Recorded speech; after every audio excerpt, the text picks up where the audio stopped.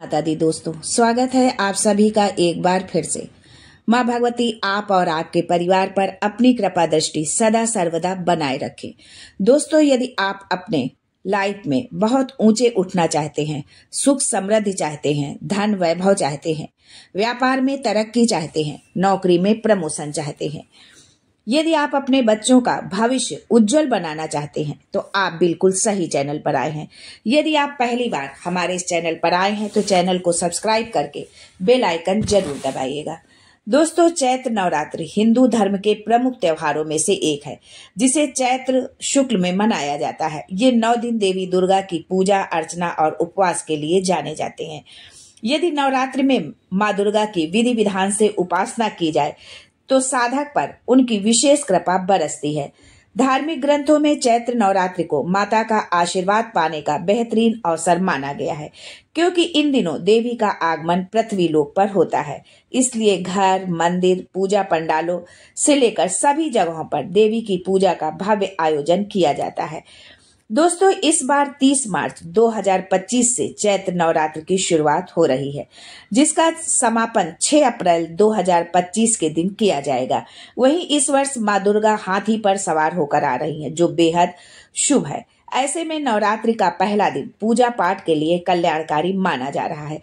लेकिन इस दौरान नवरात्रि के पहले दिन इन 3 कार्यों को करने से जरूर आप बचे, अन्यथा आपके जीवन में समस्याएं आ सकती हैं।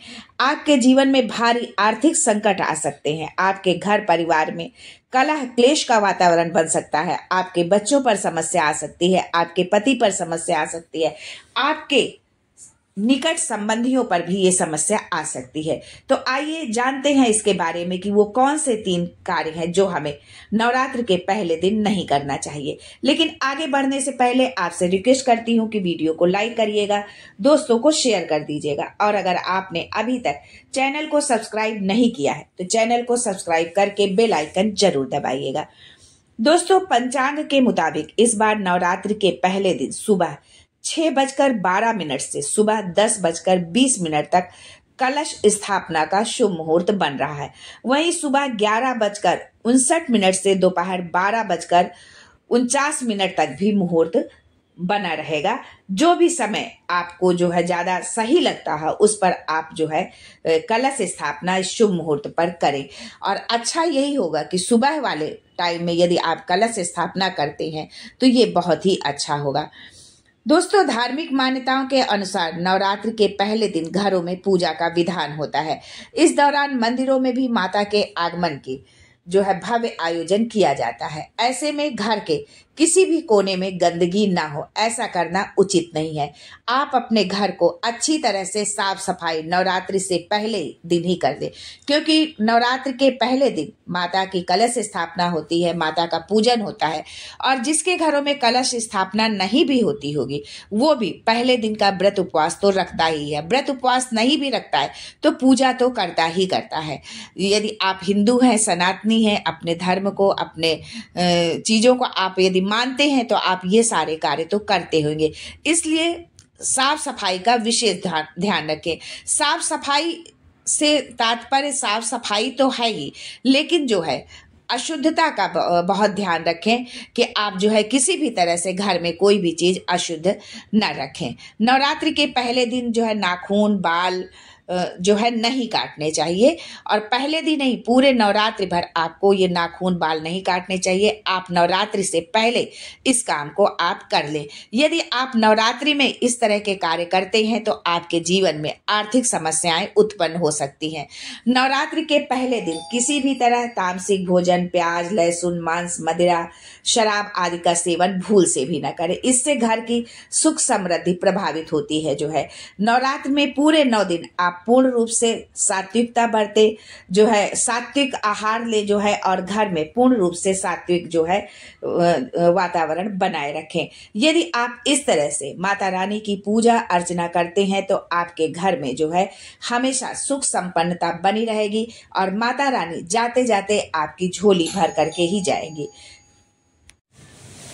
दोस्तों, ये सब तो हम जानते ही हैं कि नवरात्रि 9 दिन की होती है और माता रानी के 9 रूपों की पूजा अर्चना की जाती है। प्रतिपदा तिथि 30 मार्च को है, जिस दिन जो है मां शैलपुत्री की पूजा की जाएगी। द्वितीया को ब्रह्मचारिणी माँ की पूजा की जाएगी। तृतीया को चंद्रघंटा देवी माँ की पूजा की जाएगी। चतुर्थी को कुष्मांडा माँ की पूजा की जाएगी। पंचमी को स्कंद माता की पूजा की जाएगी।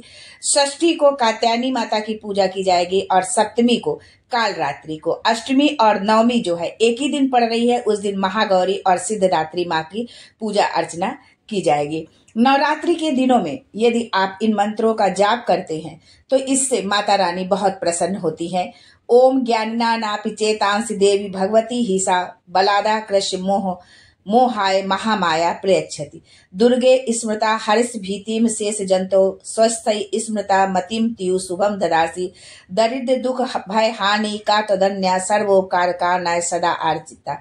इन मंत्रों के साथ जो है माता रानी का आप पूजन आराधना करें। उनकी जो है सर्व मंगल मांगल्ये शिवे सर्वार्थ साधिके शरण्ये त्र्यंबके गौरी नारायणी नमोस्तुते। शरणागत दीनार्थ परित्राण पारायणे सर्वस्यार्थी हरि देवी नारायणी नमोस्तुते। इन मंत्रों के साथ माता रानी की पूजा आराधना करें और माता रानी का आशीर्वाद पाएं। निश्चित ही माता रानी आप पर अपनी कृपा बरसाएंगी, अपना आशीर्वाद देकर जाएंगी, आपकी झोली को भर कर जाएंगी। अगर किसी विशेष कामना से यदि आप माता रानी की पूजा आराधना कर रहे हैं तो पूरे विधि विधान से माता रानी की स्थापना करें, माता रानी का पूजन करें। माता रानी अवश्य आपकी झोली को भरेंगी। आज के लिए बस इतना ही, फिर मिलते हैं कुछ नया, कुछ अलग, कुछ अद्भुत लेकर। तब तक के लिए जय माता दी and thanks for watching my video.